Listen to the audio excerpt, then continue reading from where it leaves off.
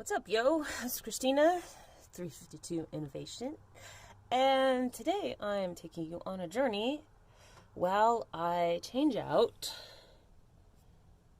the ICP. It's easy to remember. Insane Clown Posse. Nope. Injector Control Pressure Sensor. ICP. You can kind of see it's got some debris on it, but you can kind of, I don't know if you can see on the video, but there's some oil on the connector, which is a dead giveaway that the sensor has failed. And the sensor plug is right here. It's hard to see, but you can hopefully see that open sensor port right there. So this sensor, I've never taken one apart, but based on my 20-year career as a mechanical engineer, doing some manufacturing and all the stuff that comes with working on diesels and locomotives and all that shit, it most likely has a diaphragm in it that then fluctuates based on whatever pressure is being sent to it, whether that's manifold pressure or some other kind of pressure, but my guess is manifold pressure, since it's literally on the intake manifold. Okay, and so as that moves, it'll send an electrical pulse to the PCM, power control module, which controls essentially the EFI, and it regulates what the pressure is so it can modulate how much fuel needs to be sent, in addition to the other sensors that provide input to how much fuel should be sent. Throttle request, power load, RPM, there's a bunch of other shit that goes into it, but this is one of them, and it's very important. It is not something that you want a $50 sensor in, because best case scenario, you get extraordinarily bad fuel mileage. You just dump fuel in there, because what I've researched is that it just defaults to some setting and does not modulate the fuel very well at all. It just basically just dumps fuel at one setting and it doesn't care. So you're going to get terrible mileage. Worst case scenario, you seriously damage your engine. Okay, if you get too much fuel, it can go out the exhaust, it can cause backfires, it can cause hydrolock, it can cause seeping down into the past the rings, into the crankcase.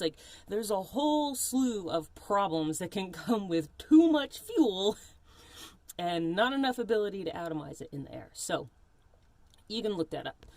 P1280, Injector Control Pressure Sensor.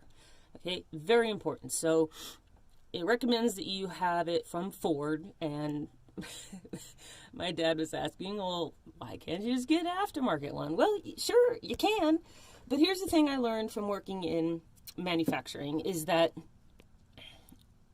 companies like the OEM, they have a specific quality control spec for their supplier to meet. Okay, so whether that's a casting quality, a sealing property, a materials quality, dimensions quality, you name it, whatever it is about making that part, it has to meet a specific supplier quality. There are literally supplier quality engineers that make sure the suppliers for your company or the company that is assembling things, that they constantly are meeting the required quality criteria.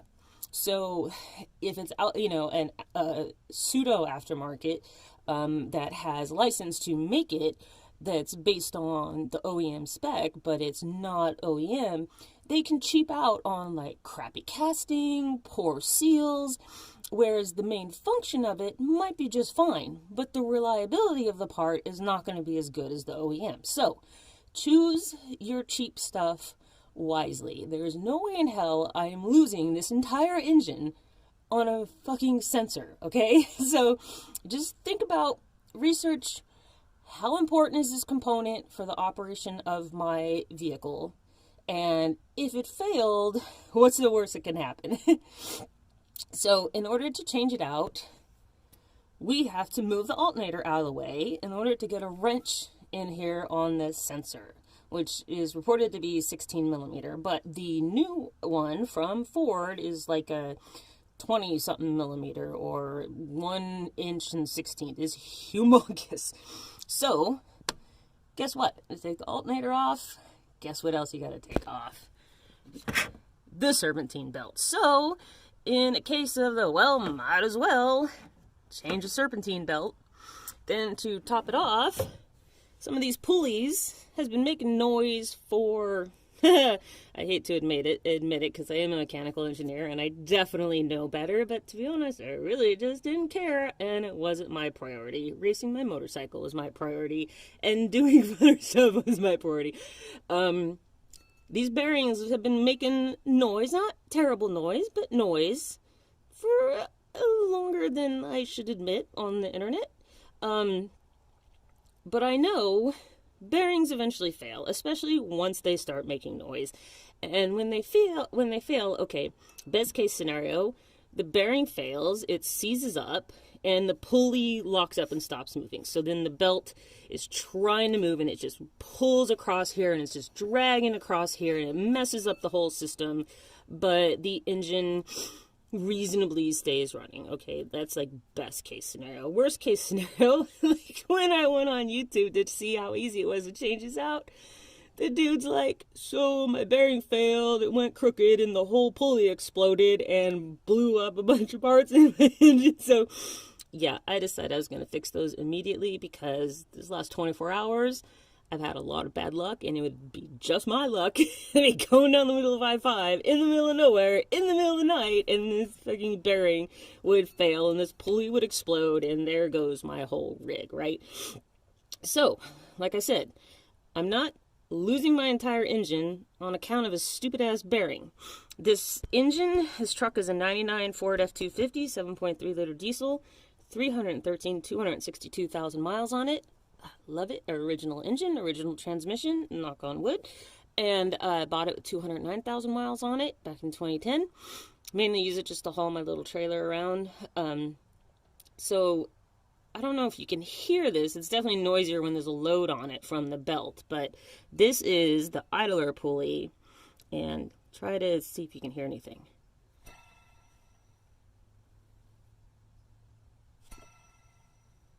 You can hear kind of a faint echo, so that one's not so good. So then down, that's so hard to get in. So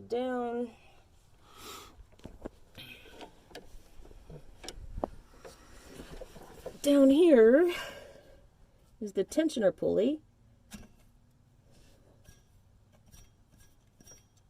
making just a tiny bit of noise. But the other side of the tensioner pulley bracket, totally silent.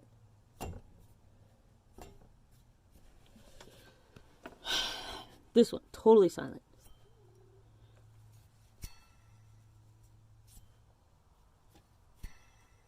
I don't know if the microphone will pick up the difference, but... So, we're changing that. We're changing the pulleys. I'm definitely overdue for a fuel filter, but that's going to have to wait because I got the aftermarket one that has the lid attached to the filter because it was such a massive pain in the ass to take the OEM lid off of the OEM filter, so whatever. I can fix that on the road. It's not going to wreck anything. Anyway, yeah, that is because the turbo leaks. It was a design flaw from Garrett back in the day. I used to work there, and I met the guy who worked on the design of these turbos, and he's like, yeah, it's kind of a design flaw, it leaks some oil. It makes a mess, but it's not a detrimental problem. Anyway, so, let's come along for the ride.